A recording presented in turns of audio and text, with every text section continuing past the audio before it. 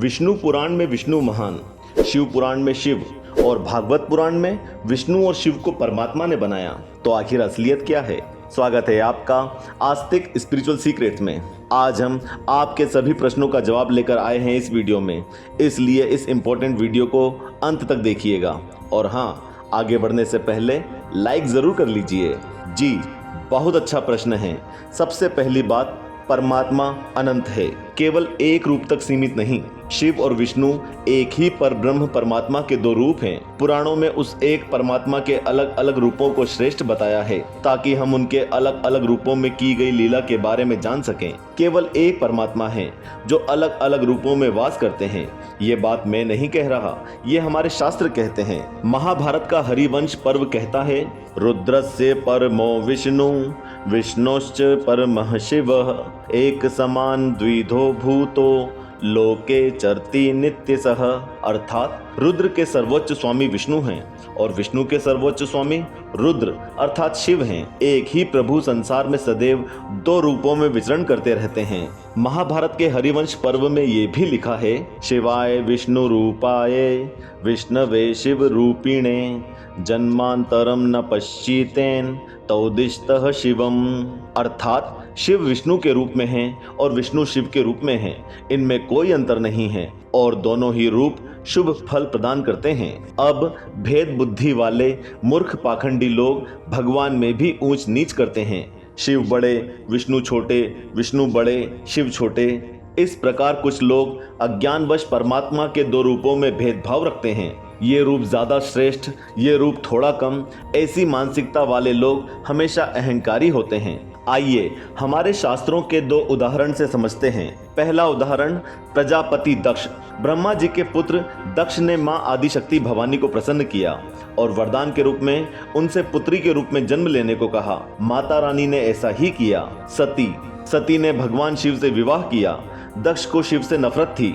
शिव सन्यासी की तरह रहते थे, कोई अच्छे कपड़े नहीं पहनते थे, इसलिए दक्ष ने शिव जी के बारे में उल्टी सीधी बातें करी, जिसके कारण क्रोध में आकर माता रानी ने अपने सती रूप में अग्नि में कूदकर देह त्याग दिया। शिव जी वैसे तो भोलेनाथ हैं, लेकिन क्रोधित होने पर महारुद्र भी कहलाते हैं। दक्ष भगवान विष्णु के भक्त थे, सोच रहे थे कि विष्णु और उनकी इतनी विशाल सेना के होते हुए उन्हें कुछ नहीं हो सकता। भगवान शिव ने तांडव नृत्य किया और अपनी जटाओं में से एक बाल निकाला और जमीन पर पटक दिया, जिससे उनके प्रतिरूप वीरभद्र प्रकट हुए। वीरभद्र ने दक्ष की पूरी सेना का संहार कर दिया। यहाँ तक कि अपने भक्त दक्ष की रक्षा के लिए विष्णु जी ने भी प्रयत्न किया, लेकिन वीरभद्र रुके नहीं। विष्णु भी थोड़ा युद्ध करने के बाद वहां से चले गए, क्योंकि अगर वो वीरभद्र से लड़ते तो सृष्टि का अंत हो जाता। और क्योंकि विष्णु और शिव के रूप वीरभद्र दोनों ही परमात्मा के रूप हैं। दक्ष का सिर धड़ से अलग कर दिया वीरभद्र ने। हालांकि शिव जी भोलेनाथ हैं, तो उन्होंने दक्ष को एक और अवसर प्रदान किया और पुनर्जीवित कर दिया। दक्ष को समझ में आ गया कि वे अहंकारी हो गए थे और शिवद्रोही हो गए थे। उन्होंने आगे चलकर शिव जी की भक्ति करना शुरू कर दी और समझ गए कि शिव और विष्णु एक ही हैं। दूसरा उदाहरण, लंकापति रावण। रावण बहुत बड़ा शिव भक्त था, लेकिन विष्णु जी से लड़ाई कर बैठा। रावण ने विष्णु अर्थात श्री राम जी की पत्नी मां सीता का अपहरण किया था। जिस प्रकार दक्ष ने शिव जी के लिए अपशब्द बोले थे, रावण ने भी राम जी के लिए अपशब्द कहे। राम और रावण का भीषण युद्ध हुआ, जिसमें श्री राम जी ने रावण का वध कर दिया था। रावण और दक्ष में केवल ये अंतर था कि रावण मृत्यु से नहीं डरता था, ज्यादा अहंकारी था, जबकि दक्ष को मृत्यु का डर था। पुनर्जीवित होने के बाद वो सुधर गए थे। इसलिए ऐसे दो उदाहरण हमारे शास्त्रों में हैं कि अगर आप शिव भक्त होकर विष्णु का अपमान करते हो तो आप सच्चे शिव भक्त नहीं। यदि आप विष्णु भक्त होकर शिव का अपमान करते हो तो आप सच्चे विष्णु भक्त नहीं हो। रामचरितमानस का एक श्लोक है, शिव द्रोही मम दास कहावा सो नर मोहि सपने हूँ नहीं पावा। अर्थात जो शिव का द्रोह करके मुझे प्राप्त करना चाहता है, वह सपने में भी मुझे प्राप्त नहीं कर सकता, ऐसा श्री राम कहते हैं। शिव पुराण के रुद्र संहिता में लिखा है, हे विष्णु, सभी व्यक्तियों में श्रेष्ठ, आपसे घृणा करने वाला निश्चित रूप से नरक में जाएगा। यही मेरा निर्देश है। आपका सम्मान दिए बिना मेरे प्रति किसी की भक्ति पूर्ण नहीं होगी। अगर विष्णु का भक्त मुझसे नफरत करता है या मेरा भक्त विष्णु से नफरत करता है, तो दोनों को कभी भी वास्तविकता का एहसास नहीं होगा।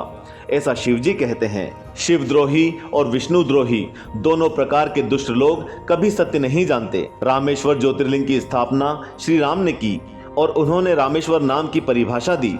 राम के ईश्वर ही रामेश्वर होते हैं। वहीं शिवजी कहते हैं राम जिसके ईश्वर हों वो रामेश्वर। रामेश्वर भगवान शिव हैं, वे राम के ईश्वर हैं और राम उनके ईश्वर हैं। इतना ही नहीं, हनुमान जी जो श्री राम के परम भक्त हैं वे शिव जी के ही अंश अवतार हैं, इसलिए हनुमान जी को शंकर सुवन कहा गया है। महाभारत में श्री कृष्ण ने शिव जी को ईश्वर कहा है और उन्हें अपना आराध्य माना है। द्वारका में नागेश्वर ज्योतिर्लिंग है। कृष्ण जी वहां शिव जी की पूजा करने आते थे। सोमनाथ मंदिर में श्री कृष्ण शिव जी की भक्ति करने आते थे। शिव जी भी श्री राम का ही ध्यान करते हैं। विष्णु पुराण में बाणासुर को पराजित करने के बाद कृष्ण जी महादेव से मिलते हैं। कृष्ण जी कहते हैं, हे शिव शंभो, आप में और मुझ में किसी प्रकार का कोई भेद नहीं है। जो आप हैं सो मैं हूँ और जो मैं हूँ सो आप हैं। यही बात शिव जी भी शिव पुराण में कहते हैं। विष्णु अपने हर अवतार में शिव की भक्ति करते हैं। शिव विष्णु के सभी अवतारों की भक्ति करते हैं। शिव और विष्णु का शंकर नारायण रूप जिसे हरिहर रूप कहते हैं वो भी यही बताता है कि हरि और हर में किसी प्रकार का भेद नहीं है। वास्तव में परमात्मा के ये दो रूप एक ही हैं। वो एक परमात्मा ही महादेव और नारायण है। बोलो हर हर महादेव। ओम नमो नारायणे नमः। भाइयों और बहनों, आशा करते हैं कि आपको ये वीडियो पसंद आया होगा। अपनी राय कमेंट बॉक्स में कमेंट करके बताइए और हाँ, वीडियो को लाइक करके अपने मित्रों और सगे संबंधियों के साथ शेयर करना ना भूलें। यदि आप इस चैनल पर नए हैं तो चैनल को सब्सक्राइब कर घंटी वाला निशान अवश्य दबाएं।